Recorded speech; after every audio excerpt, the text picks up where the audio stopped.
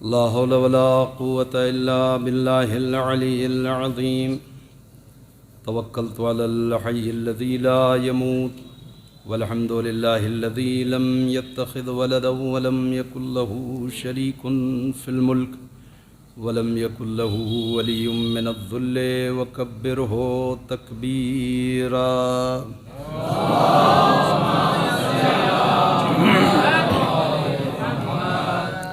وأعوذ بالله من الشيطان اللعين الرجيم. بسم الله الرحمن الرحيم. الحمد لله رب العالمين بارئ الخلائق أجمعين باعث الأنبياء والمرسلين. الصلاة والسلام والتحية والإكرام على بشير النذير السراج المنير شفيع المذنبين المخاطب بطه وياسين الرسول المسدد والنبي المؤيد والمصطفى الأمجد مولانا وسيدنا أبي القاسم محمد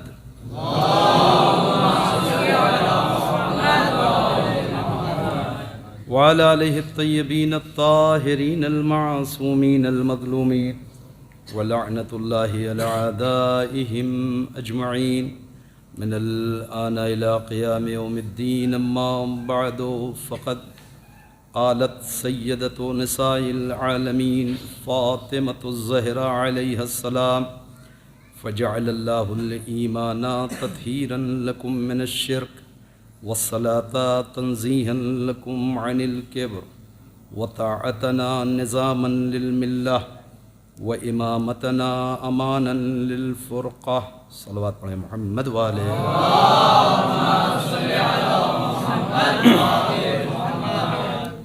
عزیزان گرامی، مجلس کا کی جو مناسبت ہے وہ صدیقہ طاہرہ کی شہادت ہے اور پیغمبر کی اس اکلوتی بیٹی کی دردناک شہادت کی یہ شب ہے. اور اس مناسبت سے میں آپ طلاب عزیز، علماء اکرام، مومنین حضرات کی خدمت میں تعزیت اور تسلیت عرض کرتا ہوں اور ساتھ ساتھ اس مجلس کے ذریعے اپنی طرف سے آپ تمام مومنین کی طرف سے وقت کے امام وارث فاطمہ حجت خدا امام زمانہ علیہ الصلاۃ والسلام کی خدمت میں تعزیت اور تسلیت عرض کرتے ہیں. مل جل کر کے ایک صلوات پڑھیں محمد والے محمد.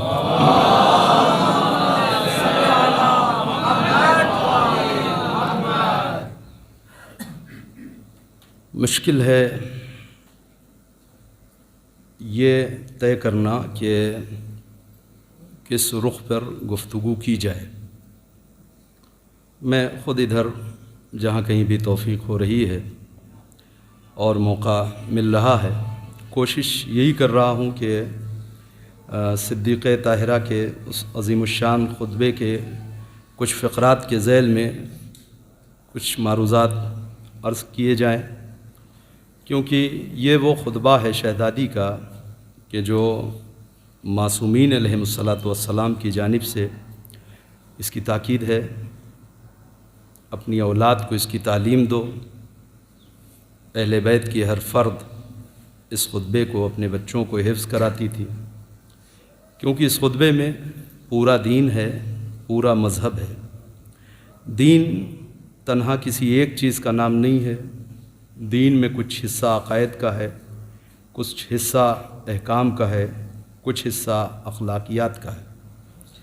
اور یہ خطبہ ایسا جامع ہے کہ اس میں عقائد بھی بیان ہوئے، احکام بھی بیان ہوئے اور اخلاقیات پر بھی گفتگو کی شہزادی نے. یعنی ایک خطبہ سب کو سمیٹے ہوئے. اب کیا وجہ تھی اور کیا ضرورت تھی کہ اس ایک خطبے میں کہ جو بظاہر فدق کے سلسلے میں دیا جا رہا ہے اس میں ان عقائد کو، ان احکام کو، ان اخلاقیات کو بیان کیا جائے؟ یہ ایک الگ موضوع ہے. توجہ کریے گا. یہ دو فقرے میں نے ایک جگہ سے تلاوت کیے ہیں اور دو اس کے بعد کے دو چار جملوں کو چھوڑتے ہوئے دو فقروں کو عنوان گفتگو قرار دیا۔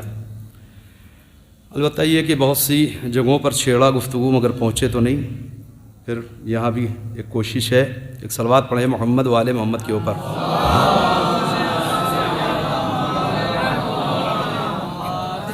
سب سے پہلا مسئلہ تو یہ بچوں کے لیے اور مومنین کے لیے طے ہو جائے کہ واقعی فدق کیا تھا،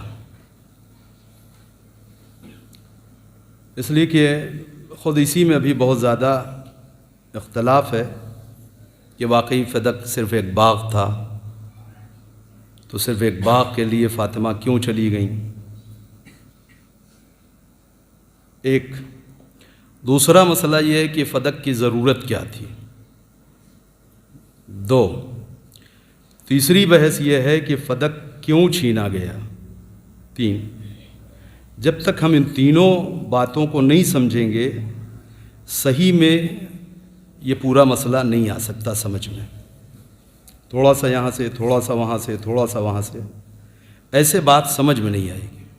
لہذا بزرگان سے معذرت کے ساتھ، علماء اکرام سے معذرت کے ساتھ، اب چونکہ بچے زیادہ ہیں لہذا بچوں کے لیے عرض کر دوں، اصل میں بحث شروع ہوتی، اس کو میں نے بعض دوسرے مقامات کے اوپر عرض کیا ہے، آپ کے لیے تھوڑا تبدیلی کے ساتھ عرض کر دیں۔ اصل میں جو گفتگو شروع ہو رہی ہے یا یوں کہیے کہ داستان شروع ہو رہی ہے وہ سن 7 ہجری سے شروع ہوتی ہے۔ کب سے؟ 7 ہجری سے۔ 7 ہجری میں ایسا کیا ہوا؟ دیکھیے پیغمبر اسلام جب ہجرت کر کے مکے سے مدینے آ گئے تو بہت سی جنگیں لڑی ہیں پیغمبر اسلام نے۔ یہ جتنی بھی جنگیں لڑی ہیں یہ ساری جنگیں مدینے کے بالکل بارڈر پہ لڑی گئیں، مدینے سے بالکل قریب۔ کیوں؟ اس لیے کہ دشمن جو ہے وہ فوج تیار کر کے آتا تھا اور مدینے پہ اور مسلمانوں کے اوپر حملہ آور ہونا چاہتا تھا۔ جب اس کی اطلاع رسول اللہ کو ملتی تھی یا مسلمانوں کو ملتی تھی تو فوج جلدی جلدی تیار کی جاتی تھی اور اس دشمن کے مقابلے اتار دی جاتی تھی۔ تو جتنی جنگیں آپ کو ملیں گی وہ ساری جنگیں مدینے کے بالکل قریب بارڈر کے اوپر لڑی گئی ہیں۔ توجہ کریے گا، خندق ہو، بدر ہو، احد ہو، ساری مشہور جنگیں وہ مدینے سے بالکل قریب لڑی گئی۔ 7 ہجری آ گئی۔ 7 ہجری میں ایک اور بہت مشہور جنگ ہوتی ہے، جنگ خیبر۔ جنگ خیبر یہ اکلوتی جنگ ایسی ہے کہ جو انتظار جس میں نہیں ہوا کہ دشمن کی فوج آئے تو پیغمبر اسلام اپنا لشکر بھیجیں، اکلوتی جنگ ہے۔ اس سے پہلے کی ہر جنگ دفاعی جنگ ہے، فوج آ جاتی تھی اور اب دفاع میں مسلمان جنگ لڑتے تھے۔ لیکن جنگ خیبر میں ایسا نہیں ہوا۔ خیبر میں رسول اللہ نے خود اپنی فوج تیار کی اور خیبر میں بھیجی ہے۔ خیبر کی جنگ کس سے لڑی گئی؟ یہودیوں سے، ہے نا۔ اکلوتی ایک جنگ ہے کہ جس میں رسول اللہ نے فوج بھیجا ہے۔ اسی ایک نقطے سے آدمی اگر سمجھنا چاہے تو یہودیوں کو سمجھ سکتا ہے۔ ایک ایسی قوم ہے کہ جس کے سامنے اسلامی لشکر بھیجا گیا ہے باقاعدہ۔ کیوں؟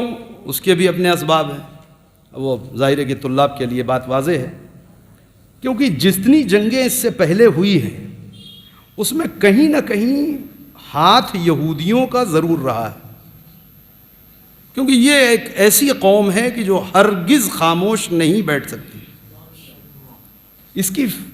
اس کے باطن میں فتنہ ہے، یہ خاموش نہیں بیٹھ سکتی، یہ فتنہ پرور ہے، فتنہ گر ہے۔ فتنے کے بغیر یہ قوم، اس کا کام ہی نہیں چل سکتا۔ خاموشی سے، سکون سے، آج بھی پوری دنیا میں بہت سب سے کم تعداد میں یہودی ہیں۔ ایک بہت چھوٹا سا ملک انہوں نے بنایا ہوا جو غزبی ہے، لیکن آپ دیکھیں کہ پوری دنیا میں جو کچھ بھی فتنہ ہے آپ یقین جانیے اس کے پیچھے یہودی ہے۔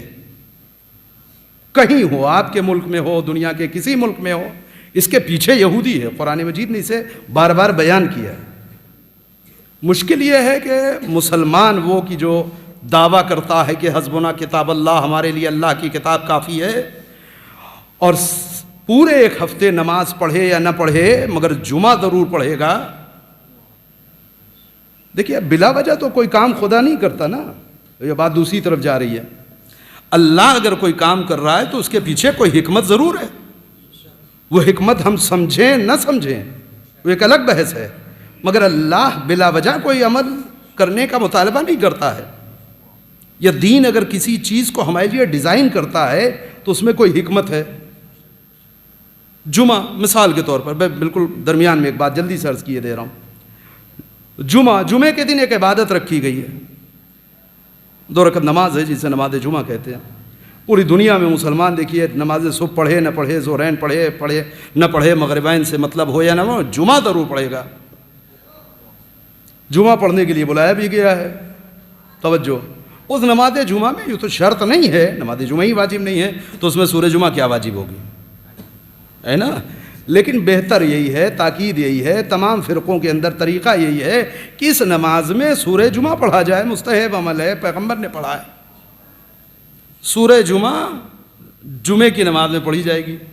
مسلمانوں کو حکم ہے کام بند کر دو، کاروبار بند کر دو، بزنس چھوڑ دو، لہو لیب چھوڑو، سب کچھ چھوڑو. جب جمعے کے دن آواز دی جا رہی ہے تو آؤ نماز جمعہ میں شریک ہو جاؤ. آگے آنے کے بعد اب انہیں پڑھایا کیا جا رہا ہے؟ ایک قوم کا تذکرہ ہو رہا ہے، ایک قوم کا تذکرہ ہو رہا ہے. وہ قوم کہ جس کو یہ خط ہے کہ اس پوری دنیا میں سب سے بہترین قوم ہم ہیں، سب سے اچھی قوم ہم ہیں. اسی لیے دنیا میں سب سے کم تعداد میں جو قوم ہے وہ یہودی ہیں. بچوں اسے آپ محفوظ کریں. کیوں؟ اس لیے کہ دنیا کے ہر مذہب نے اپنے دروازے کھلے رکھے ہیں، اور ہر مذہب میں ایک طریقہ رائج ہے کہ وہ اس طریقے سے باہر والوں کو اپنے مذہب میں داخل کر لیتے ہیں، ہے نا. مثلا اسلام میں ہے، کوئی غیر مسلم ہے اسے آپ کلمہ پڑھائیں، شہادتین زبان پہ اس نے جاری کیا، یہ کلمہ نہیں، یہ دروازہ ہے، یہ 2 پارٹ ہیں. جو چاہے اس راستے سے اسلام میں آ سکتا ہے. کلمہ پڑھا، اشہد ان لا الہ الا اللہ و اشہد ان محمد رسول اللہ، ہو گیا بات. اب وہ جو باہر تھا وہ اندر آ گیا. عیسائیوں میں اپنا ایک طریقہ ہے. اب دیکھیں وہ صبح و شام تبلیغ کر رہے ہیں، دنیا کے ہر ملک میں کر رہے ہیں، اس ملک میں کر رہے ہیں. پورے خطے کو انہوں نے عیسائی بنا دیا، ہے نا. جس ملک میں ہم رہتے ہیں یہاں ایک مذہب ہے ہندوازم، اس میں بھی اپنا ایک طریقہ ہے کہ باہر والوں کو اندر کیسے لایا جائے. دیکھا نا ابھی تازہ دیکھا ہے نا آپ کہ جو باہر کا ہے وہ اس مذہب میں کیسے داخل ہو، تو انہوں نے دروازہ کھلا رکھا ہے. ہر مذہب نے اپنا ایک دروازہ کھلا رکھا ہے جس کے ذریعے سے باہر والوں کو اندر داخل کیا جائے. الا ایک قوم کے یہودی، ان کے کوئی ایسا کلمہ نہیں، کوئی ایسا جملہ نہیں، کوئی ایسا طریقہ نہیں کہ کوئی دنیا کے انسان وہ فقرہ دہرا دے یا وہ کلمہ پڑھ لے یا اس طریقے سے یہودی بن جائے. نہیں بن سکتا. کیوں؟ اس لیے کہ ان کے ذہن میں یہ بات ہے کہ یہودی بائی برتھ یہودی ہوگا، یہودی نسلاً بعد نسلین یہودی ہوگا. یہودی کوئی بن نہیں سکتا، یہودی خدا پیدا کرتا ہے. تو دنیا کا ہر مذہب پھیل رہا ہے مگر ان کے مذہب کے ماننے والے تھوڑے ہیں. ان کو یہ خبر ہے کہ اس دنیا میں سب سے بہترین قوم ہم ہیں. ایک صلوات پڑھیں محمد والے محمد کے اوپر. اس دنیا میں سب سے اچھی قوم ہم ہیں. چنانچہ یہ کہتے ہیں کہ نحن اولیاء اللہ، اس زمین کے اوپر محبوب خدا ہم ہیں، ولی خدا ہم ہیں. اللہ جس قوم کو دوست رکھتا ہے وہ ہم ہیں. اللہ پیغمبر سے کہہ رہا ہے کہ آپ ان لوگوں سے کہہ دیجئے، قل یا ایھا الذین ھادوا، آپ ان سے کہہ دیجئے کہ اے یہودیو، ان زعمتم انکم اولیاء للہ، اگر تمہارا گمان یہ ہے کہ تم ہی اولیاء خدا ہو، تم ہی بہترین قوم ہو، تو کیا کرو؟ فتمنوا الموت ان کنتم صادقین، تو ایسا کرو، موت کی دعا کرو، موت کی تمنا کرو اگر سچے ہو. کیوں؟ اس لیے کہ ہر محب محبوب سے ملنا چاہتا ہے. اگر اللہ کے محبوب ہو اور اللہ کو دوست رکھتے ہو تو اللہ سے ملاقات سے گھبرا کیوں رہے ہو؟ موت کی تمنا کرو. توجہ کریے گا. پھر فوراً خدا کہتا ہے وَلَا يَتَمَنَّوْنَهُ أَبَدًا. بہت توجہ کریے گا. اے میرے نبی یہ وہ قوم ہے کہ جو ہرگز موت کی تمنا نہیں کر سکتی، یہ کچھ بھی کر سکتی ہے مگر میدان میں ڈٹ کے لڑ نہیں سکتی، موت کا مقابلہ نہیں کر سکتی۔ موت سامنے دکھے گی تو پسینہ چھوڑ دیں گے، میدان چھوڑ دیں گے۔ وَلَا يَتَمَنَّوْنَهُ أَبَدًا، کبھی بھی یہ قوم موت کے مقابلے نہیں ٹھہر سکتی۔ توجہ کریے گا، یعنی اب میں اس پہ نہیں جا رہا ہوں، میں ایک جملہ کہنا چاہ رہا ہوں اگر بات پہنچ جائے۔ کیا سسٹم ہے، ہر جمعے کو کاروبار بند کرا کے، بزنس چھڑوا کر کے، آفس سے نکلوا کر کے، آرام ترک کرا کر کے، مسلمانوں کو مسجد میں بلا کر کے ایک بات سمجھائی جا رہی ہے کہ دیکھو ایک قوم دنیا میں ایسی ہے کہ جسے یہ خبر ہے کہ سب سے اچھی قوم ہم ہیں، اور تمہیں ہم بتائے دیتے ہیں۔ اب اگر اللہ کی بات پہ اعتبار ہو تو خدا یہ کہہ رہا ہے کہ یہ قوم وہ ہے کہ دنیا میں بزدل ترین قوم ہے، سب سے زیادہ کمزور دل کی مالک ہے، یہ کچھ بھی کر سکتے ہیں، یہ اسلحہ بنا سکتے ہیں، یہ میزائلیں بنا سکتے ہیں، یہ دوسرے کے کاندھے پہ بندوق رکھ سکتے ہیں، یہ پیسے سے فوجی خرید سکتے ہیں، فوج تیار کر سکتے ہیں، لڑ نہیں سکتے۔ توجہ کریے گا، ہر ہفتے یہ سبق پڑھا رہا ہے خدا مسلمانوں کو۔ افسوس تو یہی ہے کہ قرآن کو کافی سمجھ کے پینے والی قوم، اسے خدا کی ایک بات پہ اگر بھروسہ آ جاتا تو آج اس دنیا کے نقشے پہ سارے ملک ہوتے، اسرائیل نہیں ہوتا۔ ایک صلوات پڑھیں محمد والے محمد کو۔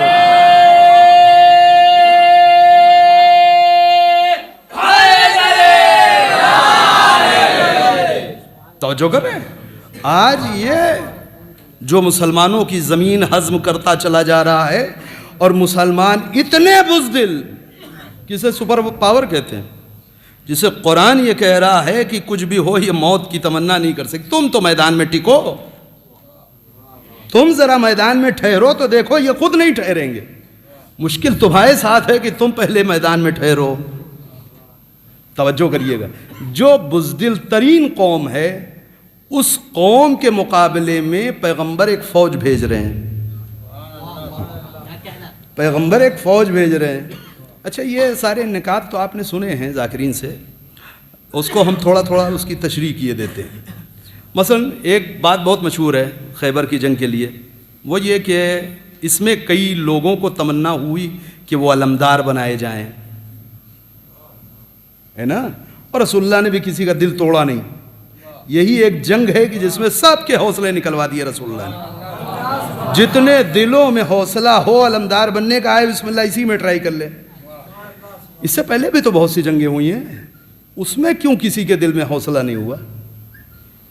نقطہ ہے، اس سے پہلے اتنی جنگیں آپ نے سنا کسی ذاکر سے، کسی خطیب سے کہیں پہ کہ فلاں جنگ میں فلاں صاحب کو بڑا ارمان تھا کہ مجھے علم مل جائے، یا فلاں صاحب علمدار بنا کر کے بھیج دیے گئے؟ نہیں۔ اس جنگ میں اتنی خاصیت کیا ہے؟ کون سی خاص بات ہے؟ ایک خاص بات، ہر جنگ میں فوج تیار ہو کے دشمن کی سامنے آ کے ڈٹ جاتی تھی۔ اب فوج دکھتی تھی، اسلحہ دکھتا تھا، سپاہی دکھتا تھا، موت دکھتی تھی، یہاں کوئی حوصلہ نہیں کرتا تھا کہ ہم جائیں گے۔ تنہا ایک جنگ ہے کہ جس میں فوج سامنے نہیں ہے، دشمن سامنے نہیں ہے، اپنی فوج تیار ہو کر کے جانی ہے، تو سب کو یہ سمجھ میں آتا تھا کہ یہ بہت آسان نوالا ہے، بس جائیں گے، اچانک حملہ کریں گے، جیت کے چلے آئیں گے۔ دوسری کسی جنگ میں نہ اس سے پہلے حوصلہ نہ اس کے بعد کا حوصلہ۔ پیغمبر نے بھی کہا کوئی جلدی نہیں، اطمینان سے، جس کے دل میں بھی خواہش ہے وہ آئے، علم لے جائے۔ لوگ جاتے رہے آتے رہے، جاتے رہے آتے رہے، یہ سب چلتا رہا، یہاں تک کہ آخری شب آ گئی۔ مثلا مشہور روایت کے مطابق 39 دن گزر گئے، 40واں دن آیا۔ اب پیغمبر نے ایک اعلان کر دیا، لَأُعْطِيَنَّ رَاعِيَةً غَدًا رَجُلًا كَرَّارًا، بس بہت ہو گیا، ابھی تک تم لوگ اپنی مرضی سے جا رہے تھے، اب میں علمدار بناؤں گا، اور میں اسے علم دوں گا کہ جو مرد ہوگا، بڑھ بڑھ کے حملہ کرنے والا ہوگا، پیٹھ نہ دکھانے والا ہوگا، اللہ اور رسول کو دوست رکھنے والا ہوگا، خدا اور رسول اسے دوست رکھتے ہوں گے، وہ تب تک نہیں پلٹے گا جب تک خدا اس کے دونوں ہاتھوں پہ فتح نہ دکھ دے۔ توجہ کریے گا، اب 39 دن تک جو لوگ جا چکے تھے ان کے دل میں پھر ارمان، کیونکہ اب طے ہے کل جو جائے گا وہ جنگ جیت لے گا۔ بہرحال آپ نے سب سنا ہے، میں اسے نہیں چھڑنا چاہ رہا ہوں، میں اپنے موضوع پہ رہتے ہوئے۔ امیر المومنین کو بلا کر کے پیغمبر اسلام نے علم دیا، امامہ باندھا، دعا پڑھی، رخصت کیا۔ پھر فوج جو 39 دن تک گئی آئی تھی علی کے ساتھ چلی۔ آئے خیبر کہاں ہے؟ مدینے سے 160 اور 150 کلومیٹر کے بیچ یہ دوری ہے۔ مدینہ جو آبادی ہے، جو شہر ہے، اس سے جو خیبر کا میدان ہے یہ 160 یعنی 150 کلومیٹر کا فاصلہ۔ آ رہی فوج، آئے۔ اچھا وہ سب بھی روز دیکھ رہے تھے نا کہ ان کا تو روز کا ہے، یہ تو روز ہی آ رہے ہیں، 40 دن سے آ رہے ہیں، آ رہے ہیں اور جا رہے ہیں، آ رہے ہیں اور جا رہے ہیں۔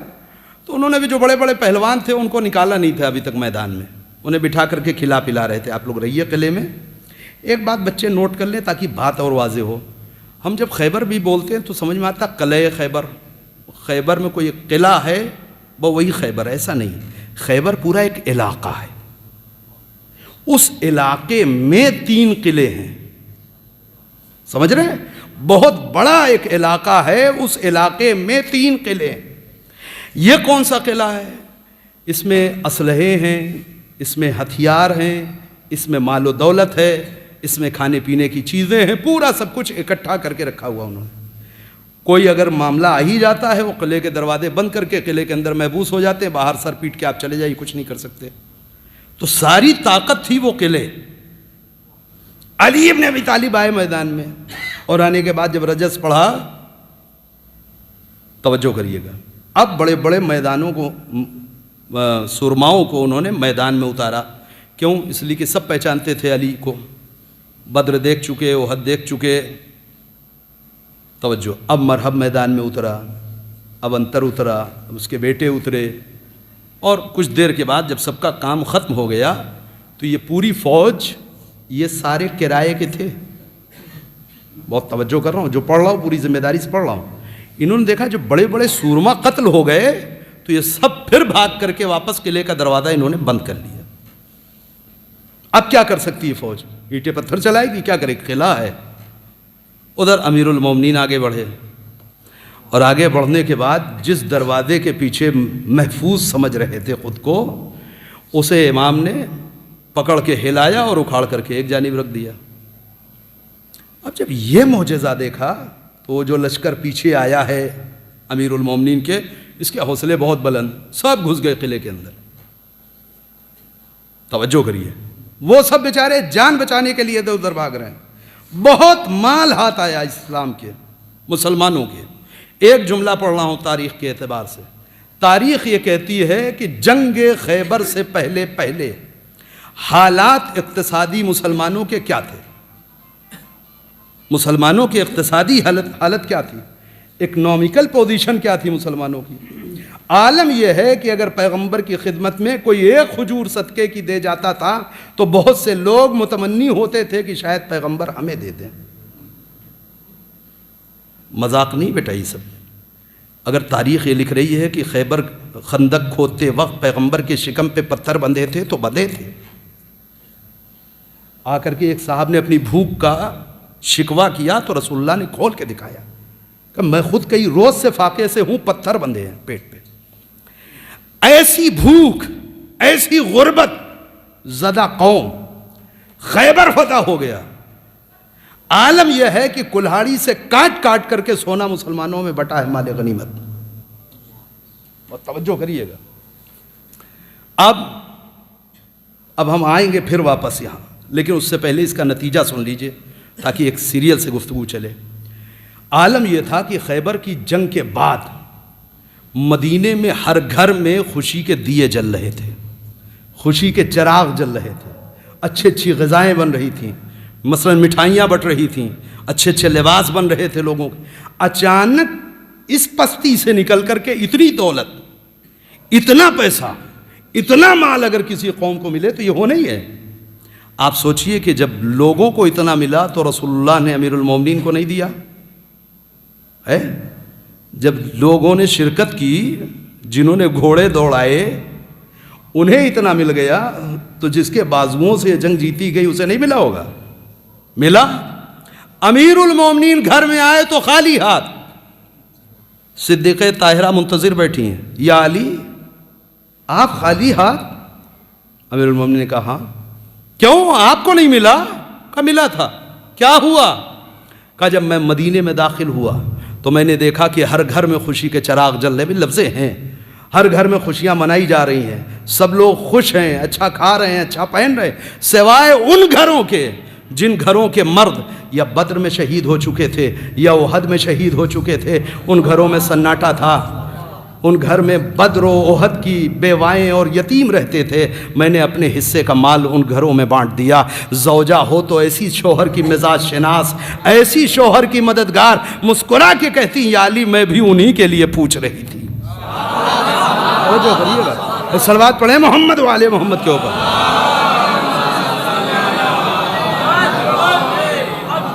ماتھے پہ شکن نہیں ہے۔ اتنے شادی شدہ لوگ ہیں ادھر تو سب بچے بیٹھے ہیں، وہ ذرا ٹرائی کر کے دیکھ لیں کبھی ایسا ہو گھر میں خود زوجہ بھوکی ہو، بچے بھوکے ہوں، اپنے گھر میں اسباب دنیا نہ ہو اور آپ کما کر کے کچھ آئیں اور باہر ہی خرچ کر دیجئے، ذرا دیکھیے گھر میں۔ توجہ کریے گا، ایک شکوہ نہیں ہے، میں بھی انہی کے لیے منتظر تھی۔ علی اچھا کیا آپ نے بانٹ دیا۔ توجہ کریے، اسے کہتے ہیں کفر، اسے کہتے ہیں کفر۔ دولت میں برابری کو کفر نہیں کہتے۔ ایک صلوات پڑھیں محمد والے محمد کے اوپر۔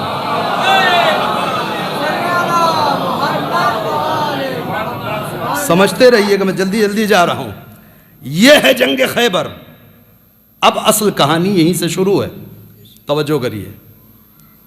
اب ادھر جب جنگ جیت لی مسلمانوں نے تو پیغمبر کا حکم آیا، وہ یہ کہ آپ لوگ جس راستے سے خیبر گئے ہیں اس راستے سے واپس نہیں آئیے، بلکہ دوسرے راستے سے گھوم کر کے واپس آئیے مدینہ۔ توجہ کریے گا، 150 کلومیٹر کا یہ راستہ ہے خیبر کا، یہ بھی کوئی بہت قریب نہیں ہے۔ ایسے میں جو لوگ جنگ جیت چکے ہوں انہیں گھر جانے کی کتنی جلدی ہوگی، ہے نا؟ حکم پیغمبر یہ آ رہا ہے کہ آپ اس راستے سے نہیں آئیں، آپ دوسرے راستے سے واپس آئیے گا۔ ایک صلوات پڑھ لیں محمد والے محمد کے اوپر۔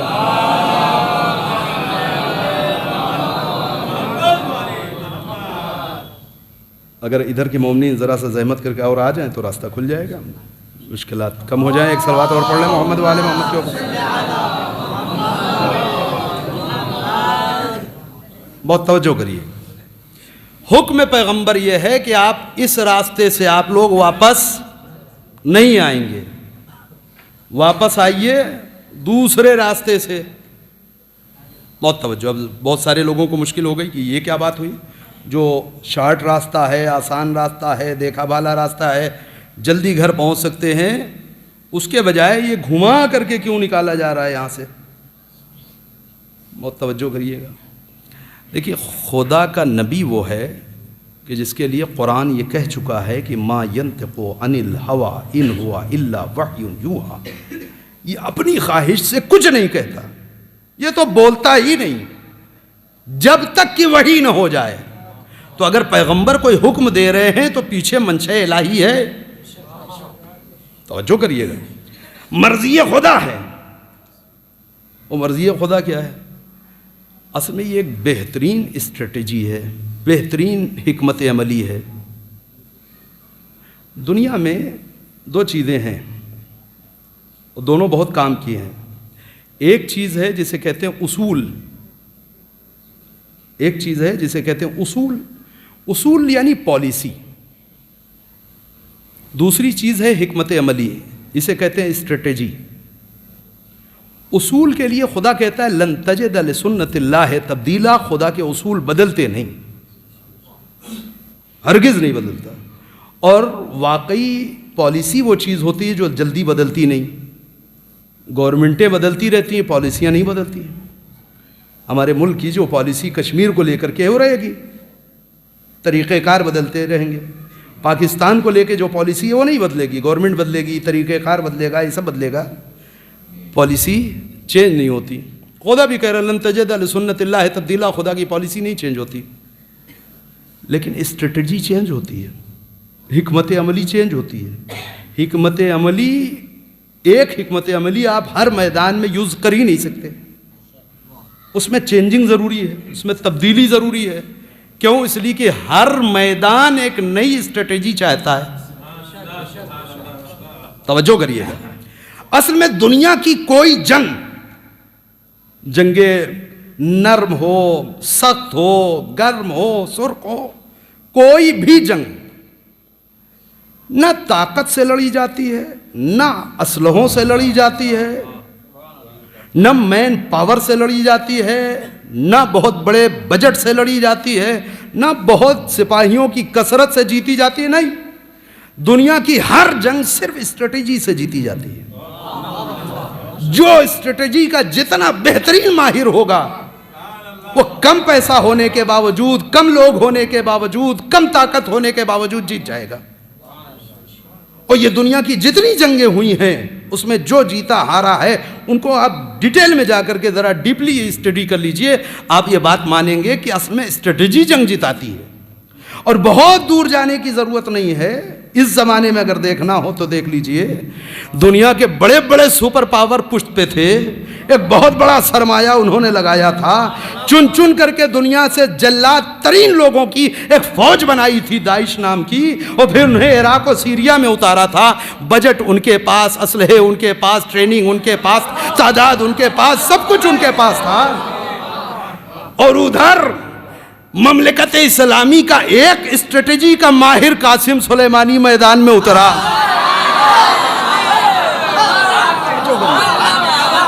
نہ ان کے مقابلے کے ہتھیار، نہ ان کی تعداد کے برابر سپاہی، نہ ان کے مقابلے کا فنڈ، نہ ان کے مقابلے کی طاقتیں، کچھ نہیں۔ ہنر کیا تھا جناب قاسم سلیمانی کا؟ بہترین اسٹریٹجی کا مالک۔ توجہ، عراق اور سیریا میں ایسے بہت سارے موقع آئے ہیں کہ جب اسلامک فوج چاروں طرف سے گر گئی ہے۔ میں کہاں سے بیان کروں، میرا موضوع یہ نہیں ہے۔ توجہ کریے، ایران سے اڑ کر کے انسان عراق کی زمین پہ لینڈ کرتا ہے اور گھنٹوں میں انہیں آزاد کر کے پورا علاقہ خالی کرا لیتا ہے۔ اسٹریٹجی کا مالک، بہترین اسٹریٹجی۔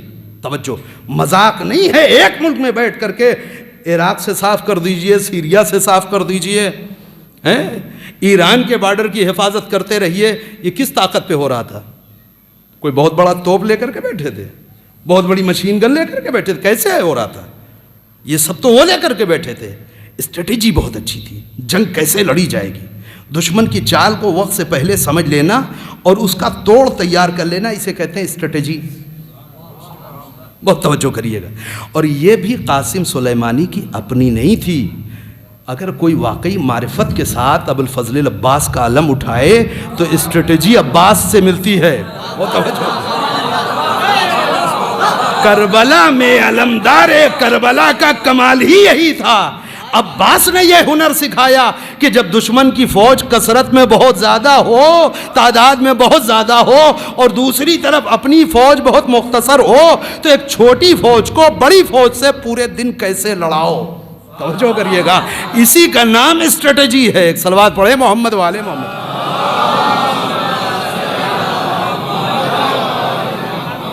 بات سمجھ میں آ رہی ہے؟ اس جنگ خندق میں ایک اسٹریٹجی استعمال کی گئی، من جانب اللہ و من جانب رسول۔ اور وہ اسٹریٹجی کیا ہے؟ جس راستے سے آپ جا رہے ہیں اس سے نہیں آئیں گے، دوسرے راستے سے واپس آئیے۔ بہرحال شاید لوگ یوں ہی لوٹ آتے، مگر آج مشکل یہ ہے کہ آج جو ٹیم کا کیپٹن ہے، آج جو سردار لشکر ہے، وہ امیر المومنین ہے۔ جو کہہ دیا رسول اللہ نے، اس میں کچھ کمی زیادتی ہو نہیں سکتی، انہوں نے کہہ دیا تو کہہ دیا۔ علی بن ابی طالب نے فوج کا رخ دوسرے راستے کی طرف موڑ دیا، خیبر سے نکلے۔ خیبر سے بالکل لگا ہوا علاقہ ہے فدق، یہ بھی یہودیوں کا علاقہ، فدق بھی یہودیوں کا علاقہ۔ توجہ کریے گا، پوائنٹ ٹو بی نوٹڈ، اسے آپ نوٹ کر لیں۔ فدق ایک باغ نہیں ہے، آج کے بعد یہ غلطی قطعاً مت کریں۔ فدق ایک باغ نہیں ہے، فدق پورا علاقہ ہے۔ جیسے خیبر پورا علاقہ ہے اس میں کچھ قلعے ہیں، ویسے ہی فدق پورا علاقہ ہے اس میں کچھ باغ ہیں۔ بات واضح اور کھول دیتا ہوں۔ ابن ابی الحدید معتزلی کہتا فدق میں کھجوروں کا ایک باغ اتنا بڑا تھا جتنا شہر کوفہ، آج کا نہیں، وہ اپنے زمانے میں کہہ رہا ہے شہر کوفہ کے برابر کھجوروں کا ایک باغ تھا فدق کے اندر، ایسے کئی باغ چھوٹے بڑے، سرسبز و شاداب علاقہ، چشمے اس میں، ہریالی اس میں، گرینری اس میں، کھیتی اچھی اس میں ہوتی ہے، یہاں سب کشاورز مطلب کسان تھے۔ خیبر والے یہودی جنگجو تھے، سپاہی تھے۔ توجہ کریے گا، فوج آئی کہاں؟ خیبر۔ 39 دن تک خیبر والے بھی تماشا دیکھتے رہے اور فدق والے بھی۔ اچھا بالکل بارڈر سے لگا ہوا علاقہ ہو اور دونوں قوم ایک ہی ہو تو یہ لوگ کیا کھیتی میں لگے تھے کہ 39 دن تک قوم سے جنگ چل رہی ہے تو سب کھیت میں لگے تھے؟ کیا کر رہے ہوں گے؟ یہ سب بھی تو روز دور سے دیکھ رہے ہوں گے بھئی کیا ہو رہا ہے، جنگ کا کیا حال ہے۔ دیکھیں گے یا نہیں دیکھیں گے؟ روز رپورٹ لیں گے نا۔ تو 39 دن تک تو خبر ٹھیک ٹھاک ملتی تھی، کچھ ہوا نہیں۔ توجہ، آئے گئے 40ویں دن حشر دیکھا سب نے، پورا فدق کے لوگوں نے بھی خیبر کا حشر دیکھ لیا۔ کیا ہوا؟ اب اللہ اللہ منا رہے ہوں گے کچھ طریقے سے جان بچے۔ ایسے میں اسٹریٹجی یہ ہے کہ فوج ادھر سے واپس نہیں آئے گی، دوسرے راستے سے آئے گی۔ یہ دوسرا راستہ ہے فدق ہو کر کے۔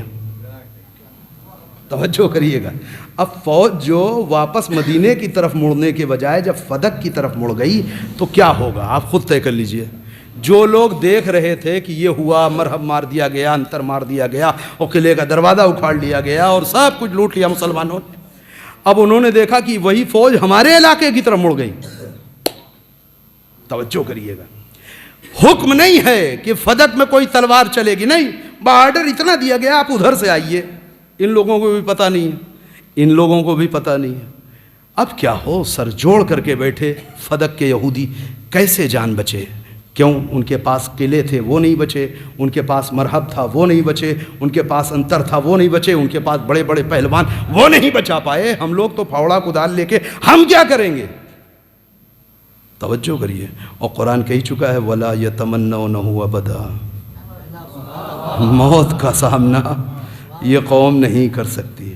کیا ہو، کچھ لوگ بیٹھے کہ بھئی ایک راستہ ہے، اور راستہ یہ ہے کہ کچھ بھی ہو مسلمانوں کا پیغمبر ہے بڑا رحم دل، اگر جا کے اس سے بات چیت کی جائے تو ہو سکتا ہے کوئی راستہ نکل آئے، اس کے علاوہ بچنے کا کوئی راستہ نہیں۔ بات بالکل صحیح ہے۔ کچھ لوگ سرپٹ دوڑائے گئے پیغمبر کی خدمت میں، کہتے ہیں ایسا ہے کہ ہم آپ سے جنگ نہیں لڑنا چاہتے۔ رسول اللہ نے کہا ہم بھی نہیں لڑنا چاہتے، لڑنا تو ہم بھی نہیں چاہتے۔ کہا ایسا کریے حضور، اگر آپ اپنی فوج کو واپس بلا لیجئے تو ہم اس صلح کے بدلے میں آدھا فدق آپ کو ہبہ کیے دیتے ہیں۔ اب یہاں پہ میری لفظیں ہیں، ہو سکتا ہے اللہ نے اپنے پیغمبر سے کہا ہو میرے نبی یہاں تکلف مت کیجئے گا، قبول کر لیجئے۔ پیغمبر نے کہا بسم اللہ، میں تیار ہوں۔ بیٹھے بٹھائے، بغیر جنگ لڑے، بغیر خون بہائے، بغیر تلوار چلائے، بغیر پسینہ ٹپکائے، یہ حصہ اللہ نے پیغمبر کی جھولی میں ڈال دیا۔ بہت توجہ کریے گا، فدق بہت بڑا علاقہ، اس کا نصف اس صلح کے بدلے کہ ہم جنگ نہیں کریں گے، ہم آپ کے کسی دشمن کے ساتھ کبھی سانٹ گانٹ نہیں کریں گے، آپ کے خلاف کسی سازش میں شریک نہیں ہوں گے، پیغمبر کو آدھا فدق ہبہ کر دیا۔ بہت توجہ کریے گا، قانون یہ ہے کہ ہر وہ چیز جس کو حاصل کرنے کے لیے مسلمانوں نے گھوڑے دوڑائے ہوں، تلوار چلائی ہو، زخم لگایا ہو، زخم کھایا ہو، یہ جب حاصل ہوگی مال غنیمت ہوگا اور اس میں سب میں حصہ لگے گا، سب کا ہے نا۔ جو چیز بغیر اس چیز کے حاصل ہو جائے، ایک صلوات پڑھ لیں محمد والے محمد،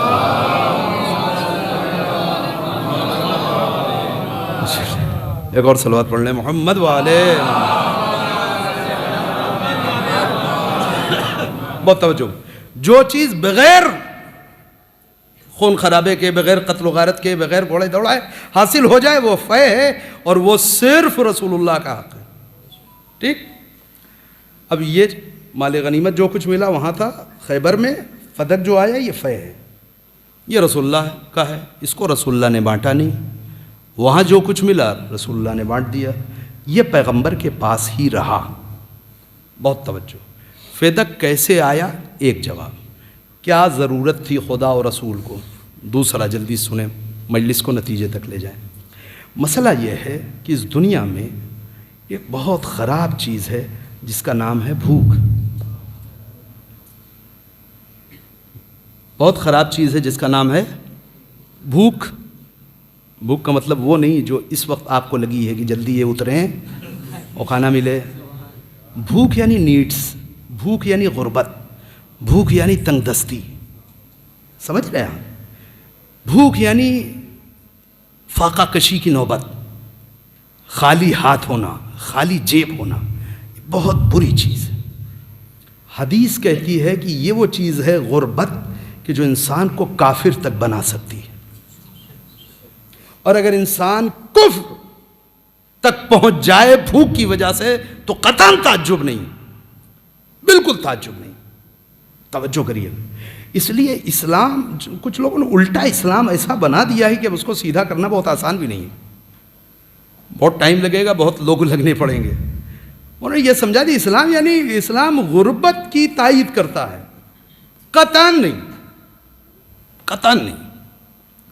اسلام چاہتا کہ ہاں آپ پھٹے بوریے پر رہیں اور بوسیدہ لباسی پہنے، یہ بڑا مومن آدمی، بڑا اسلام اسی کے پاس ہے.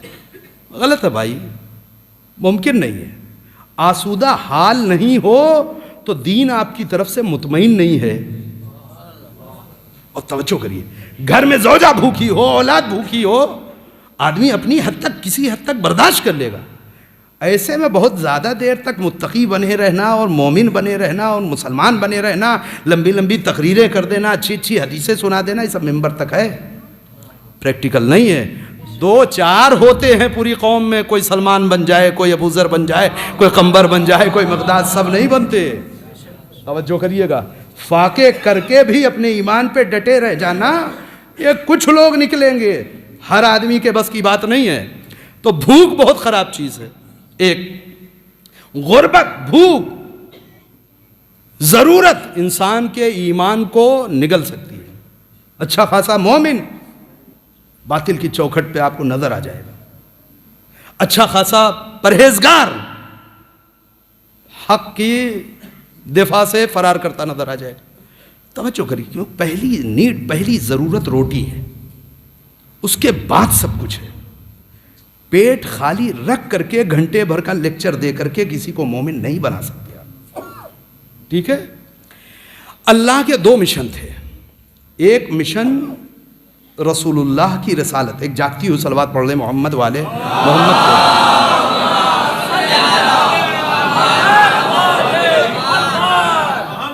میں تیز چل رہا ہوں کہ ایک دو جملوں تک پہنچ جاؤں اور کچھ بات ہو جائے، مگر آپ مطمئن رہیے کہ جیسا موقع رہا ویسے ہی کیا جائے گا، ضروری نہیں بہت طویلی گفتگو ہو جائے.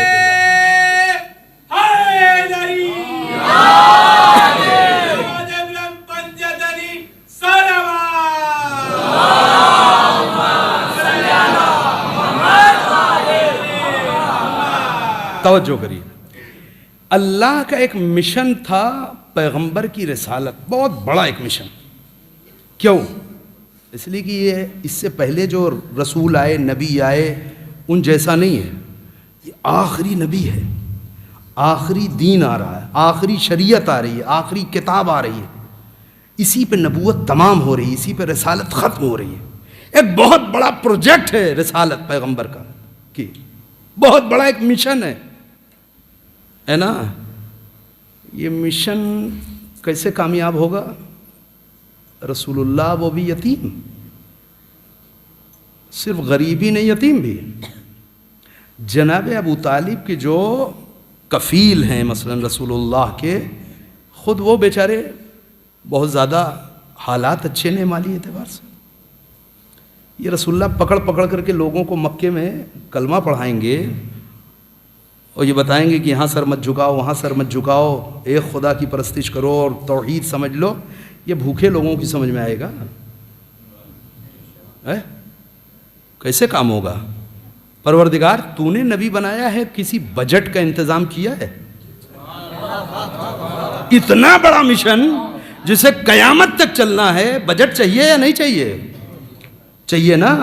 ہاں چاہیے، ہاں بالکل کیا ہے۔ کہاں ہے؟ کہا دیکھو پیغمبر کے اعلان بعثت سے پہلے جو غریب نبی ہے اپنی حکمت عملی سے راستہ بنا کر کے اس کی شادی خدیجہ جیسی مالدار خاتون سے کراؤں گا۔ توجہ کریے، ایسی طیب و طاہر پاک و پاکیزہ مخلص نیک سیرت زوجہ، اتنی بڑی مالدار کہ مکے اور اطراف مکے کے جتنے بڑے بزنس مین ہیں وہ سب مقروض ہیں جناب خدیجہ کے۔ توجہ کریے، ان سے پیسہ لے کر کے بزنس کرتے ہیں، کچھ الہام ادھر بھی پہلے سے ہے، کچھ پیغمبر بھی اللہ کی نظر میں ہے۔ توجہ کریے، کیوں؟ اس لیے کہ پہلے ہی سفر میں خدیجہ کے مال سے جب بہت لوگ بزنس کیا کرتے تھے کہ وہ پیسہ لیں اور ہم اپنا مال لے کر کے آپ کے قافلے کے ساتھ جائیں، یا الگ تجارت کا مال لے کر کے جائیں گے اور جو پرافٹ ہوگا اس میں نصف کر لیا جائے گا۔ اتنے لوگ جاتے ہیں، ہے نا، سالوں سے کاروبار چل رہا ہے، کسی کے پیچھے جناب خدیجہ نے جاسوس نہیں لگایا۔ کیا سن رہے ہیں؟ آج پہلا سفر پیغمبر کر رہے ہیں، پہلی بار مال لے کر کے جا رہے ہیں تجارت کے لیے، اور انہوں نے اپنے غلام کو صرف اسی کام پہ لگا دیا، تمہیں کچھ نہیں کرنا، بس محمد پہ نظر رکھنا۔ توجہ کریے گا، نظر رکھنا، اور جو کچھ راستے میں نظر آئے مجھے کچھ ٹوکنا نہیں ہے، تمہیں بولنا نہیں، مجھے آ کے رپورٹ دو ان کے بارے میں۔ یہ سب اچانک ہو رہا تھا؟ بس توجہ کریے گا، یہ سب اچانک ہو رہا تھا؟ نہیں، کچھ الہام ادھر ہے، کچھ انتظام ادھر ہے۔ قدرت نے اپنی حکمت عملی سے خدیجہ جیسی مالدار خاتون کا عقد کر دیا اپنے پیغمبر سے۔ اتنی بڑی دولت پیغمبر کے گھر تک آ گئی، اور وہ اتنی نیک سیرت زوجہ، ہے نا، چھوٹا چھوٹا جہیز لا کر کے اس پہ اترانے والی عورتیں، خدیجہ جیسی مومنہ پہلے دن پیغمبر سے کہتی ہے کہ دیکھیے یہ مال آج سے میرا نہیں، آپ قطعاً تکلف نہ فرمائیے، اسے آپ جیسے چاہیں جہاں چاہیں خرچ کر سکتے ہیں، اور کیا بھی پیغمبر نے، ہے نا۔ تو خالی ہاتھ پیغمبر اتنا بڑا مشن لے کر کے آئے ہیں، قیامت تک کا دین، قیامت تک کی شریعت، قیامت تک نام محمد، قیامت تک چلنے والی کتاب، یہ سب پیغمبر کو کرنا ہے۔ اتنا بڑا مشن خالی ہاتھ، مالک مال کا خدیجہ شادی کرا دی میں نے۔ اب تو کہہ سکتا ہے نا، جب میں نے آپ کو غریب پایا تو مالدار نہیں بنا دیا، جب میں نے آپ کو ضرورت مند پایا تو مالدار نہیں بنا دیا، کام تھا اللہ کا کہ مالدار بنائے۔ توجہ، لوگوں کی نیڈز پوری کریں، لوگوں کی ضرورتوں کو پورا کریں۔ کیا کرتے تھے رسول اللہ؟ اچھا کپڑا پہنتے تھے، اچھی اچھی غذائیں بنتی تھی، کھاتے پیتے عیش۔ کیا کر رہے تھے؟ کچھ نہیں، بھوکے لوگوں کی بھوک مٹانا، فقیروں کی غربت کو دور کرنا، لوگوں کے جھگڑے جو ایک ایک درہم آدھے درہم پہ ہو رہے تھے اسے ختم کرنا۔ یہ کیا تھا؟ یہ انسانی ضرورت۔ توجہ، اب کلمہ پڑھاتے اچھے لگیں گے، آپ ایک نوالا کھلانے لائق تو ہے نہیں آگے بتانے کے لیے کہ وہ مرنے کے بعد یہ ہوگا اور قبر میں یہ ہوگا۔ توجہ کریے، اب اچھے لگیں گے یہ بتاتے ہوئے کہ موت کیا ہے، قبر کیا ہے، حساب کیا ہے، محشر کیا ہے، آخرت کیا ہے، خدا کیا ہے، قرآن کیا ہے۔ ٹھیک، یہ کام کب کیا خدا نے؟ پیغمبر کے اعلان بعثت سے پہلے۔ انتظار نہیں کیا کہ نبی اعلان بعثت کر دیں، 40 سال کے ہو جائیں، اب بجٹ کی ضرورت پڑے گی تو میں بجٹ پہنچوا دوں گا، نہیں۔ اعلان بعثت سے پہلے کیا کہا اس نے؟ لن تجد لسنت اللہ تبدیلا، خدا کی سنت بدلتی نہیں۔ جتنا اہم مشن پیغمبر کی رسالت تھی، اتنا ہی اہم مشن ہے امیر المومنین کی امامت۔ رسالت آخری منزل میں ہے، اسے قیامت تک جاری رہنا ہے۔ امامت شروع ہو رہی ہے، اسے بھی قیامت تک جانا ہے۔ مالک تو نے وہاں بجٹ کا انتظام کیا، یہاں توجہ کیجیے گا کہ اب دیکھو پیغمبر کے آنے کا انتظار نہیں کروں گا کہ ہر اولاد باپ کے مرنے کے بعد اس کی پراپرٹی کی مالک بن جاتی ہے میراث کے طور پر، آنے سے پہلے حکم آ رہا ہے وَآتِ ذِی الْقُرْبَىٰ حَقَّهُ۔ اے میرے نبی، یہ جو آپ کا سب سے زیادہ، جو آپ کی سب سے زیادہ قریبی ہے، اسے اس کا حق دے کے آئیے۔ یہ ہو سکتا تھا نا پیغمبر اس دنیا سے جاتے آٹومیٹک میراث میں صدیقہ طاہرہ کے پاس آ جاتی۔ اس زمانے میں تو مشہور بھی نہیں تھا کہ 4 بیٹیاں ہیں، تو بعد میں مشہور ہوا نا، تو کوئی جھگڑا کرنے بھی نہیں آتا، ایک لوتی بیٹی اسے حق مل جاتا۔ مگر خدا نے انتظار نہیں کیا کہ امامت شروع ہو جائے، جیسے پیغمبر کی رسالت کے اعلان سے پہلے مال پہنچایا تھا، ویسے ہی پیغمبر کے اس دنیا سے آنے سے پہلے، یعنی علی کی امامت کے آغاز سے پہلے، فدق اس طریقے سے رسول تک لایا، رسول کو حکم دے کر کے اس فدق کو فاطمہ زہرا تک پہنچایا۔ فاطمہ زہرا تک آنا یعنی اتنا بڑا مال، ایسی جائیداد، ایسی پراپرٹی فاطمہ کے ذریعے سے علی تک پہنچا دی۔ تو صلوات پڑھیں محمد والے محمد کو۔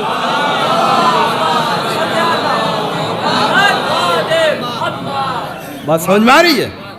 یہ کام کیا گیا، اور فاطمہ زہرا نے باقاعدہ لیا، قبضہ لیا۔ قبضہ کیسے لیا؟ اب یہ باتیں بزرگوں کے لیے، علماء کے لیے تھوڑا وہ کبیدہ خاطر کر سکتی ہیں، لیکن بچوں کے لیے عرض کر رہا ہوں۔ کام یہ کیا کہ مزدور بلائے اور مال بلایا، انہیں نوکری پہ، سیلری پہ، ڈیلی ویجز پہ، جو بھی طریقہ رہا ہو، انہیں فدق ان کے حوالے کیا کہ آپ لوگ دیکھ ریکھ کریں گے، کوئی گڑائی کرے گا، کوئی پانی دیکھے گا، کوئی سچائی دیکھے گا، کوئی پھل دیکھے گا، کوئی صفائی کرے گا، کوئی گھاس پھوس نکالے گا۔ سالانہ لاکھوں میں، ہزاروں میں نہیں، لاکھوں میں اس کی آمدنی ہوتی تھی، جو پہنچتی تھی کہاں؟ بنت پیغمبر تک۔ حالات بدل گئے علی کے گھر کے؟ نہیں، جو پہلے تھا وہی حال اب بھی ہے۔ 1 درہم خود پہ استعمال نہیں ہونا، اس کے لیے علی ابن ابی طالب اپنے قوت بازو پہ جو کما کے لاتے تھے، اس میں بھی آدھا بانٹ دیتے تھے، اس سے گھر چلتا تھا۔ یہ جو مال آتا تھا، اسے علی و فاطمہ ان ضرورت مندوں میں بانٹ دیتے تھے جنہیں ان کی ضرورت ہوتی تھی۔ بہت توجہ کریے گا، سیاسی اعتبار سے اس کو نظر میں رکھیے۔ اب مسئلہ یہ ہے کہ دولت بٹ رہی ہے علی کے گھر سے، مال بٹ رہا ہے علی کے گھر سے، پیغمبر کی آنکھ بند ہو رہی ہے۔ یہاں پہ بھی ایک بہت خوبصورت سی ایک تاریخ ہے، مگر اب وقت نہیں ہے کہ میں اس کو چھیڑوں، اس لیے کہ وقت بہت زیادہ لے لے گا۔ کیا یہ سب واقعی اچانک ہو گیا کہ پیغمبر کی آنکھ بند ہوئی اور انتقال ہوا، اور لوگوں نے اچانک جو ہے کسی کے ہاتھ پہ بیعت کر لی اور کہا اب تو ہو گیا، فلتتن ایک امر تھا اتفاقی جو ہو گیا، اور خدا خبردار کوئی یہ نہ کرے؟ کیا واقعی ایسا تھا؟ نہیں، اس کے پیچھے پوری ایک تاریخ ہے۔ توجہ کریے گا، میں ادھر نہیں جا رہا۔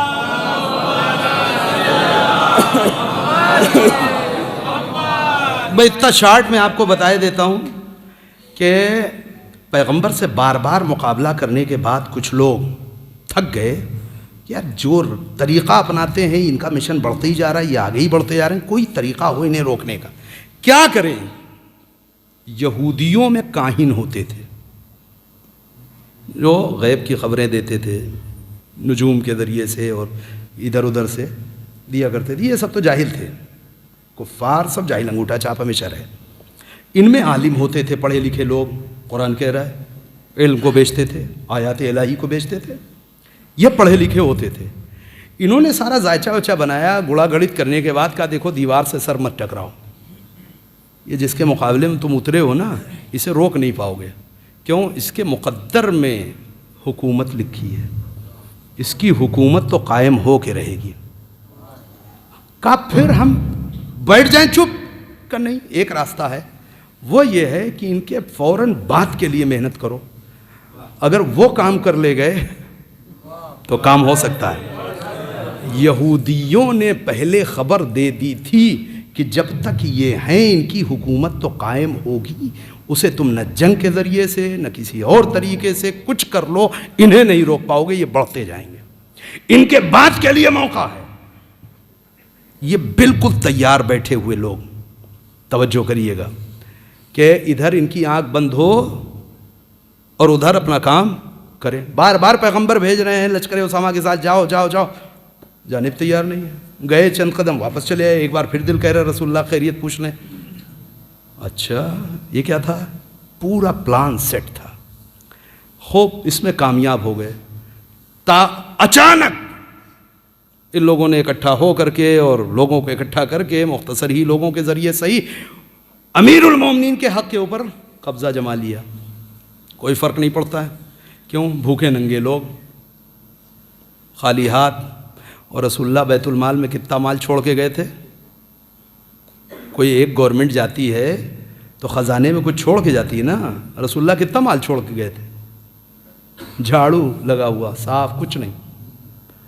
تو گورنمنٹ بنا لینا آسان ہے, بجٹ چاہیے چلانے کے لیے. توجہ کریے گا. اور سب فقیر. وہ تو بعد میں لوگ غنی ہو گئے, پہلے تو اپنے جیب میں کچھ نہیں. چلے گی کیسے حکومت؟ ادھر چند لوگوں نے بیعت تو کر لی ہے, لیکن اگر علی و فاطمہ ہی بانٹتے رہے تو کتنے لوگ ادھر آنے والے ہیں. مجبوری تھی حکومت کی کہ وہ اس چیز کو ان سے حاصل کرے, یعنی فدق علی و فاطمہ سے لے. ان کو کمزور کرنے کے لیے, اپنی حکومت چلانے کے لیے. دوسرا کوئی آپشن نہیں تھا. توجہ کر رہے ہیں آپ؟ یہ فدق کہ جو صدیقہ طاہرہ کے مال کی نگرانی میں تھا اور یہ لوگ دیکھ ریکھ کرتے تھے اور اس کو رپورٹ کرتے تھے سیدہ زہرا کو. انہوں نے آدمی بھیج کر کے ان سب کو کھدیڑ باہر نکلوا دیا, اپنے آدمی بٹھا دیے. وہ سب بیچارے آئے روتے ہوئے, بتایا انہوں نے کہ یہ سب کیا ہو گیا. کہا انہوں نے اپنے آدمی لگا دیا, ہم سے کہا تم سے کوئی مطلب نہیں. اچھا اب وہ موقع ہے کہ صدیقہ طاہرہ نکلی. توجہ کریے گا. اور اب جو نکلی ہیں آپ سنتے رہتے ہیں, اب اس کو جوڑ لیجئے گا. آئی ہیں تو خطاب شروع کیا. پہلا مطالبہ فدق کا ہے, پہلا مطالبہ ہبا کا ہے, پہلی دلیل ہبا کی ہے. اب میں ڈیٹیل میں نہیں جا رہا ہوں. اور انہوں نے اپنی دلیلیں دیں, انہوں نے اپنی دلیلیں دیں, وہ حدیث لاتے رہے, یہ قرآن کی آیتیں پڑھتی رہیں, ثابت کر دیا, مگر نہیں دیا گیا. بعد میں کہا اگر نہیں مانتے ہو ہبا, گواہی نہیں مانتے ہو, اب چلو میراث دو. میراث تو مانو گے؟ میراث پر گفتگو ہے. توجہ کریے گا. میراث سے محروم کر دیا گیا.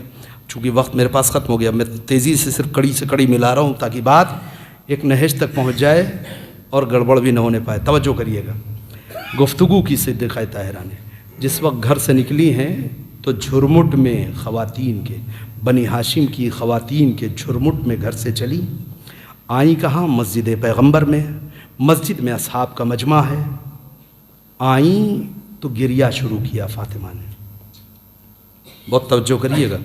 اور اگر ابھی آپ سمجھ رہے ہو کہ یہ صرف لفاظی ہے یا میں نے بنا دی ہے کہانی اسٹوری, تو اس کی دو دلیلیں میں جلدی جلدی آپ کو دیے دیتا ہوں.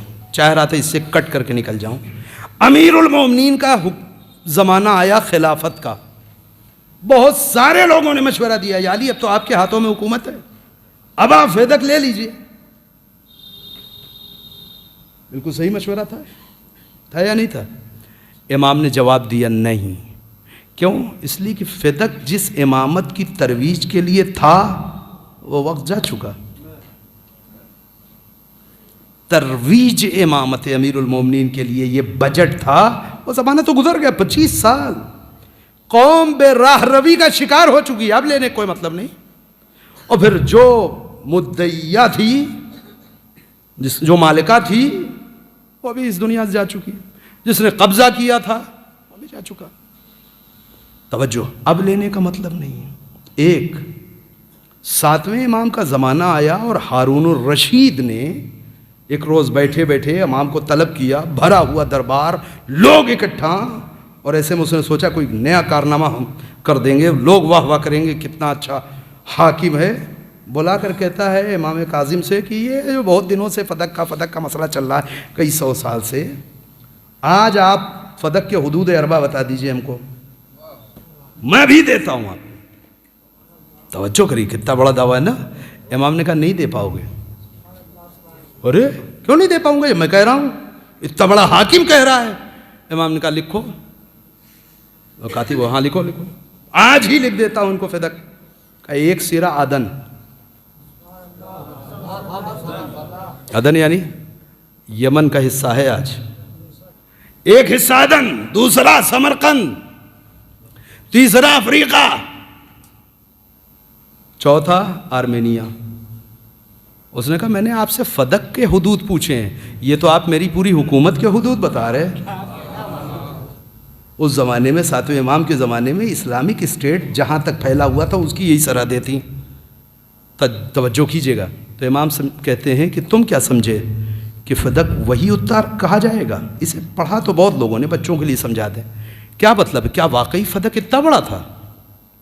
ابھی تو آپ نے بتایا کہ مدینے سے 160 کلومیٹر کے فاصلے پہ ایک علاقہ تھا، چلیے بہت بڑا بھی رہا ہوگا تو علاقہ ہی، یہ بدل کیسے گئی تاریخ؟ ایک صاحب جا رہے ہیں 1 لاکھ روپے لے کر کے گھر سے بزنس کرنے، راستے میں چند ڈاکوؤں نے مل کر کے طاقت کے زور پہ ان کا 1 لاکھ روپے چھین لیا۔ وہ بیچارے غریب صبر کیا، انہوں نے گھر بیٹھ گئے۔ ان لوگوں نے وہ پیسہ انویسٹ کر دیا، ڈاکوؤں نے وہ پیسہ کہیں انویسٹ کر دیا۔ 100-150 سال جاتے جاتے وہ جو 1 لاکھ روپے انویسٹ کیا تھا وہ 1000 کروڑ ہو گیا۔ اب ایک دن اس ڈاکو کے وارث کو یہ فکر ہوئی کہ ہمارے باپ دادا پہ جو الزام لگا ہے 1 لاکھ روپے لوٹنے کا، لاؤ آج میں یہ داغ دھل دیتا ہوں۔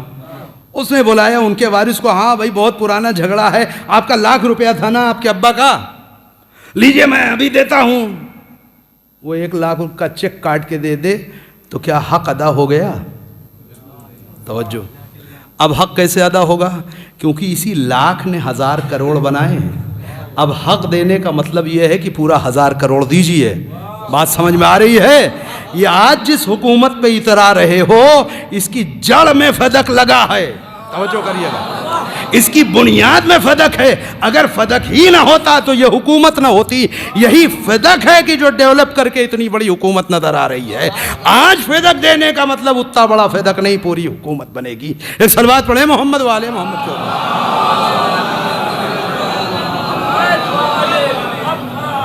توجہ کر رہے ہیں؟ فدق یعنی ترویج امامت، ترویج دین کے لیے ایک بجٹ کہ جو خدا نے اپنی حکمت عملی سے امیر المومنین تک پہنچایا تھا۔ فاطمہ مسجد میں آئیں، سسکنا شروع کیا، رونا شروع کیا۔ فاطمہ زہرا کے گریے کا اثر یہ ہے۔ اچھا فاطمہ کیوں نہ روئیں؟ آج پہلا موقع ہے، ابھی یتیمی کے بعد پہلا موقع ہے۔ کیوں؟ اس لیے کہ اس سے پہلے جب کبھی بھی فاطمہ آئیں رسول اللہ فاطمہ کے احترام میں اٹھ گئے، آگے بڑھے، ہاتھوں کو پکڑ کے بوسہ دیا، لا کر کے اس جگہ بٹھایا جہاں خود بیٹھتے تھے۔ جس بیوی نے ہمیشہ اپنا یہ احترام دیکھا ہو، آج باپ کے اٹھنے کے بعد وہ پہلی بار آ رہی ہے مسجد میں۔ باپ کی جگہ پر کوئی اور بیٹھا ہے، مسلمانوں کا مجمع ہے، باپ یاد آئے گا یا نہیں آئے گا؟ فاطمہ نے گریہ شروع کیا۔ فاطمہ کے گریے کا اثر یہ ہوا کہ پورا مجمع رونے لگا، کچھ دیر تک گریہ چلا۔ اس کے بعد فاطمہ زہرا نے خطاب شروع کیا اور وہ عالی شان خطبہ دیا جس کے 3-4 فقرے میں نے 20 سے اٹھائے تھے، مگر اب ظاہر ہے کہ وقت کے دامن میں گنجائش نہیں ہے۔ میں چاہ رہا تھا کہ اس امامت والے فقرے پہ تھوڑی سی گفتگو کروں گا، لیکن پھر کبھی انشاءاللہ۔ فاطمہ واپس آئیں، علی ابن ابی طالب گھر میں ہیں، چہرہ دیکھا، کہا فاطمہ لگتا ہے کہ آپ نا مراد ناکام لوٹی ہیں۔ کہتی ہیں یا علی اتنا ہی نہیں بلکہ مجھے جھٹلایا گیا، مجھ سے گواہ مانگے گئے، میری تکذیب کی گئی۔ امیر المومنین گئے گفتگو کی ہے حاکم سے، کہاں گواہ نہیں تھے، ان کے گواہ یہ ان کے گواہ وہ گواہی نہیں چلے گی۔ امیر المومنین ایک جملہ کہتے ہیں، اگر تمہیں 2 گواہ مل جائیں اور کہیں کہ فاطمہ نے چوری کی ہے تو کیا کرو گے؟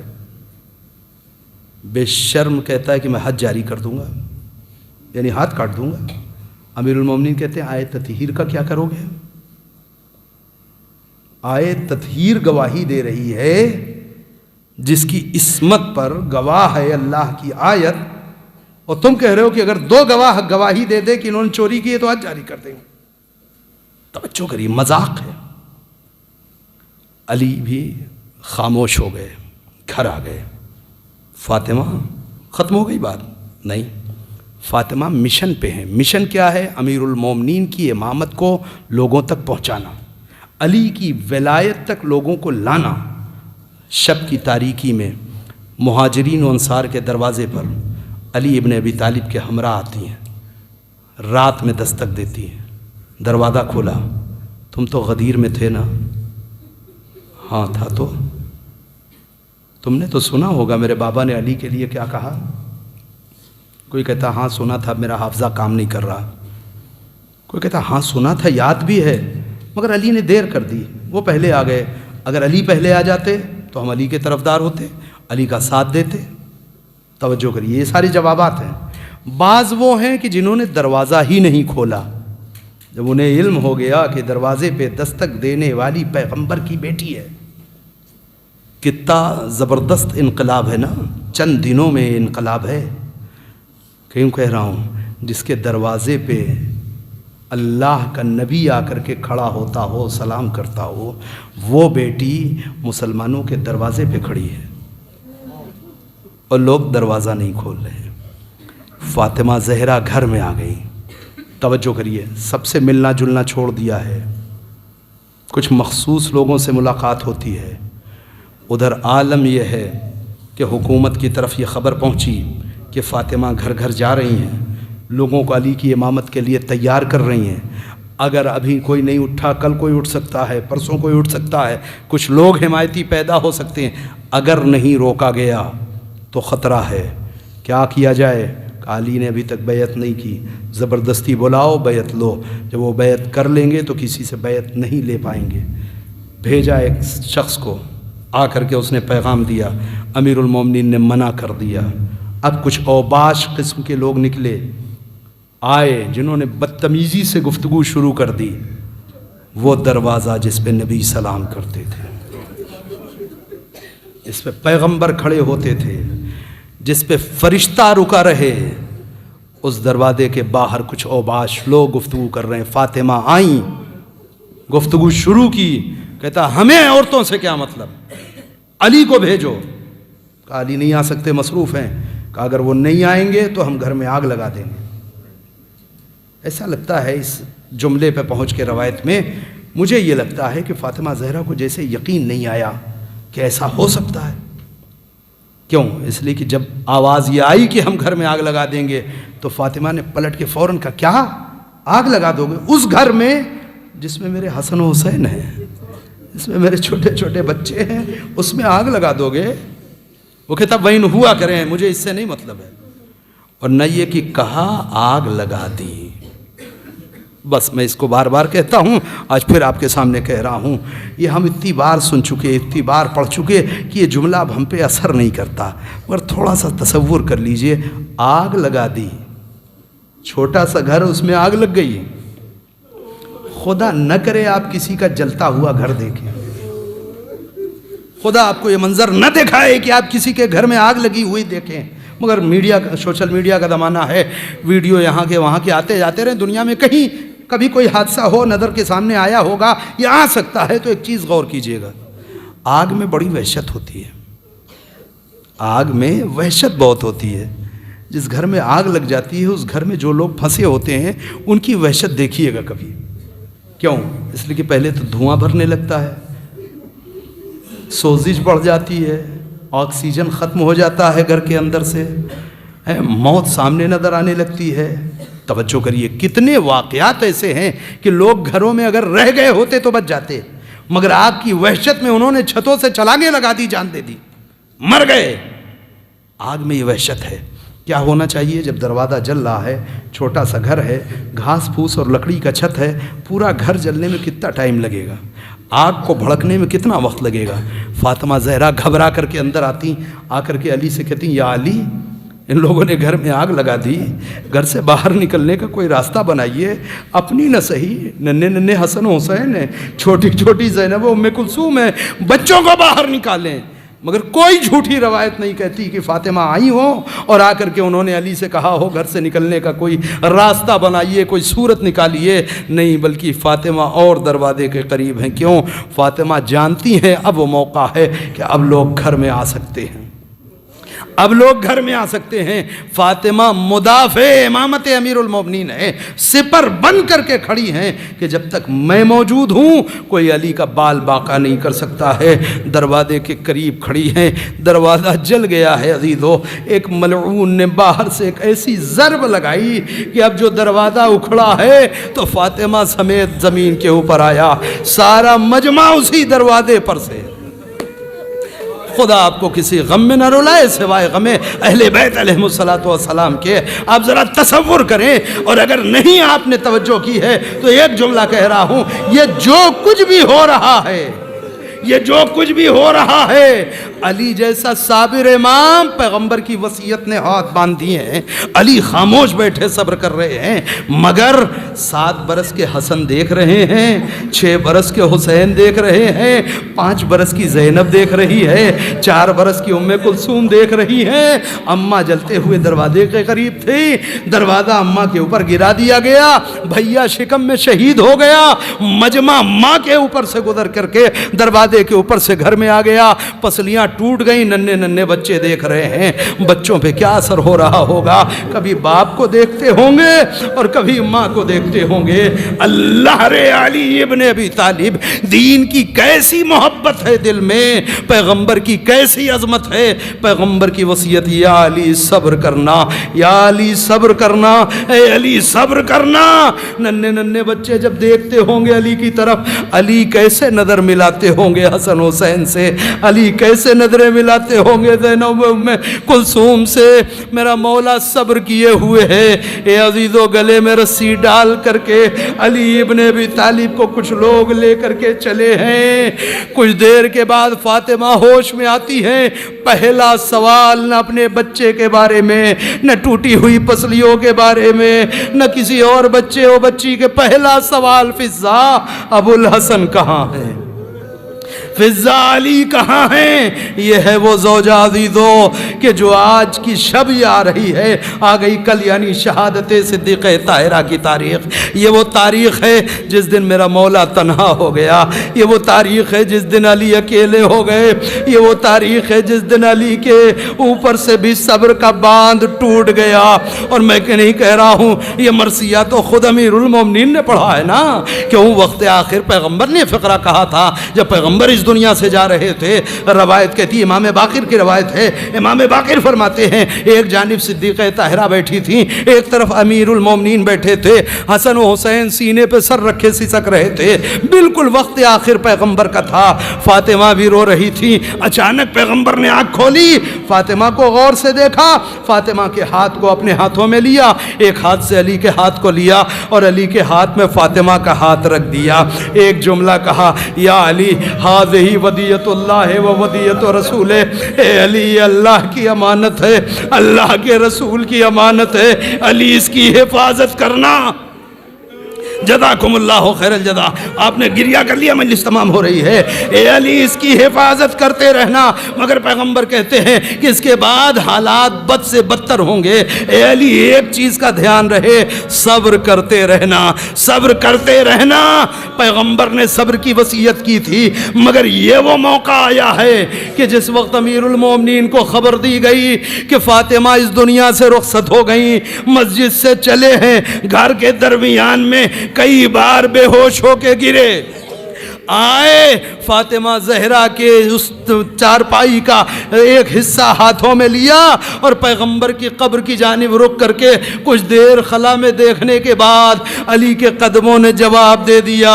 امام زمین پہ بیٹھ گئے. ایک مرثیہ پڑھتے ہیں, یا رسول اللہ, ارے آپ نے صبر کا وعدہ لیا تھا, مگر آپ کی بیٹی پہ پڑھنے والے مظالم نے صبر کا باندھ توڑ دیا, میری قوت ختم ہو گئی. یا رسول اللہ, مجھ سے صبر نہیں ہوتا. اے رسول اللہ, ارے جو امانت آپ نے میرے سپرد کیا تھا وہ آج علی لوٹا رہا ہے, مگر بہت شرمندہ ہوں. جب امانت دی تھی رخسار نیلے نہیں تھے, بازو سوجے نہیں تھے, پسلیاں ٹوٹی نہیں تھی, مگر اب جب امانت جا رہی ہے زخمی ہے. یا رسول اللہ, آپ اپنی بیٹی سے پوچھئے گا امت نے اس کے ساتھ کیسا. انا للہ و انا الیہ راجعون۔ بار الہ ہمارے اس عمل کو قبول فرما، ہمارے گناہ کبیرہ و صغیرہ کو بخش دے، ہمیں اس وقت تک دنیا سے نہ اٹھا جب تک کہ تیری والے محمد کی ذات ہم سے راضی و خوشنود نہ ہو جائے۔ بار الہ جو افراد مریض ہیں ان کو شفائے کامل و عاجل عنایت فرما، جو مقروض ہیں ان کے قرض کی ادائیگی کے اسباب فراہم فرما، پالنے والے جو افراد حج و زیارت کے مشتاق ہیں ان کو حج و زیارت سے مشرف فرما، ہم سب کے آقا و مولا امام زمانہ کے ظہور میں تعجیل فرما، ہم سب کو ان کے اعمال و انصار میں شریک فرما۔ ماتم حسین